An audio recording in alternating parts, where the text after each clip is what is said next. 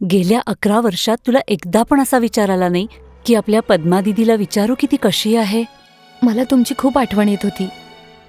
Thakur साहेबांसोबत कमलची business deal होतीये कळून सुद्धा माझ्यात तेवढी हिंमतच नव्हती की मी तुमच्या समोर येऊ शकेन. का? इतकी दुष्ट आहे का मी? खरं तर मी या सगळ्यामध्ये स्वतःलाच दोषी समजत होते. माझ्या हातात काहीच नव्हतं.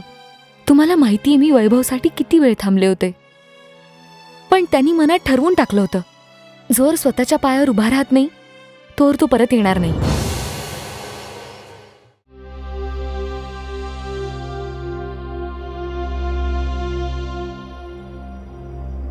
पण एक खरी गोष्ट सांगू आई, हा विचार करून खूप उदास वाटतं की गौतम अंकल आणि मोना आंटी उद्या परत चाललेत. मला नाही वाटत की ते परत कधी येतील.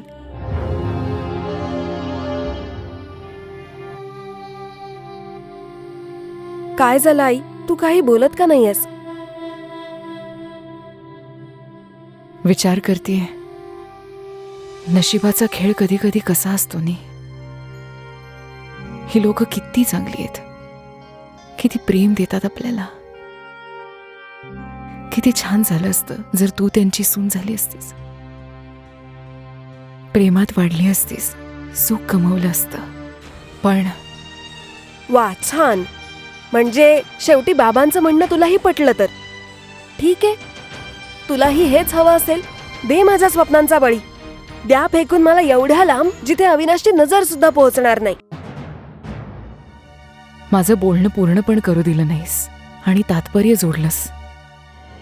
मी तर हे सांगत होते की ही लोक इतकी प्रेमळ आणि चांगली असून सुद्धा तू त्यांची सून नाही होऊ शकत.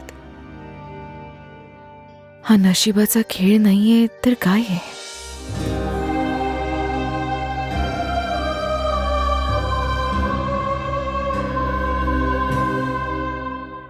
एक गोष्ट सांगाई, खरं खरं सांगा, अविनाशमध्ये तुला काही खोट दिसते का?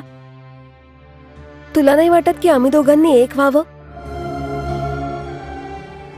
जर माझी इच्छा नसती तर तुला त्याला भेटूच दिलं नसतं. ही गोष्ट वेगळी आहे की मी तुझी काही मदत नाही करू शकत, पण माझं हृदय कायम तुझ्याच पाशी असेल बघ.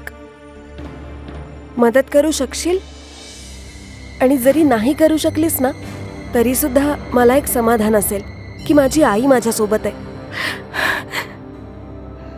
या रस्त्यावर फक्त काटे आणि काटेच असतात बाळा, जे आपल्या उद्देशाला टोचत राहतात. आमचे पाय खूप मजबूत आहेत आई. आम्ही या काट्यांना चिरडून टाकू, बघ तू. आहा, ये Kamal. Hi Kaveri. Hi, happy anniversary. Thank you so much. वहिनी कुठे आहेत? They crowded with the friends. अगं आपण इकडे का थांबलोय? चल तिकडे. Please come. नमस्कार वहिनी. अभिनंदन. तुम्ही आमच्या वेडिंग अॅनिव्हर्सरीला नाही आलात म्हणून काय झालं, पण आम्ही मात्र आलो. बरोबर बोलले ना? विसरलीस ना? अगं मी इथे नव्हतेच, स्टेट्स मध्ये होते ना. अरे देवा, ते तुमचे chief guest mister and missus Wazir कुठे आहेत? अगं हळू बोल, शेजारीच उभे आहेत. चल तुझी ओळख करून देते. चल. रमण साहेब, येस, सगळ्यांना बसायला सांगा, प्रोग्राम सुरू करूयात. Just a minute.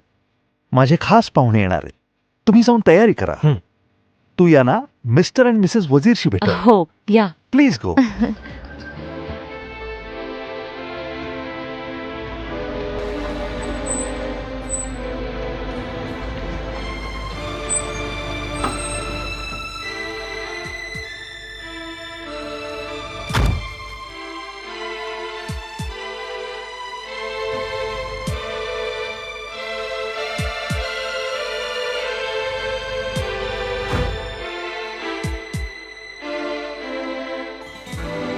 प्लीज. अभिनंदन Ramanji. Thank you very much. आहा, कॉंग्रॅच्युलेशन्स. खूप खूप थँक अभिनंदन. You. I am grateful to you की तुम्ही आलात.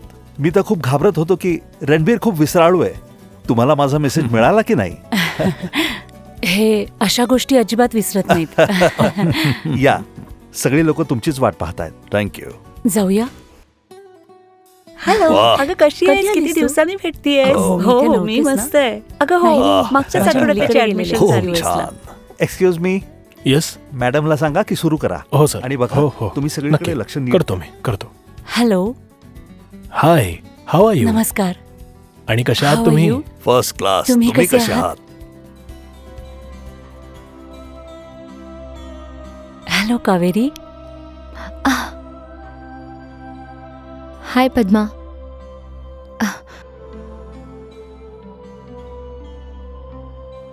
असं तोंड फिरवून निघून गेल्यावर जुनी नाती तुटतात का? ये बस गाणं सुरू होईल बस.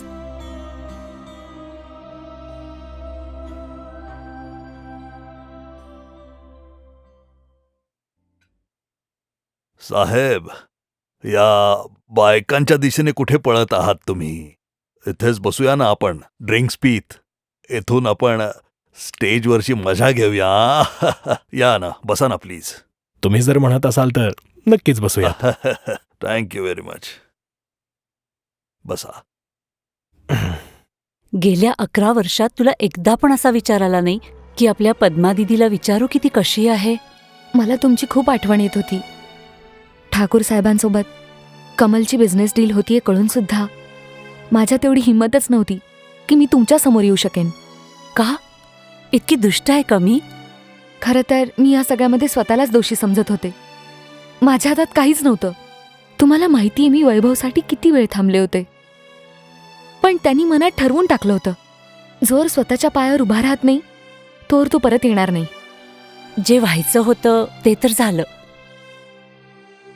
माहिती नाही तुम्ही माझ्याबद्दल काय विचार करत असाल. वेडी, मी का असा विचार करीन? खरंच सांगते दीदी, यात माझी काहीच चूक नाहीये. तिकडे वैभव परत यायचा विचार सुद्धा करत नव्हता आणि इकडे डॅडी अडून बसले होते की ते असेपर्यंत माझं लग्न व्हावं. हो, तुझ्या वडिलांची तब्येत ठीक नसायची ना? फक्त त्यांच्यासाठीच मी हे लग्न करायला तयार झाले.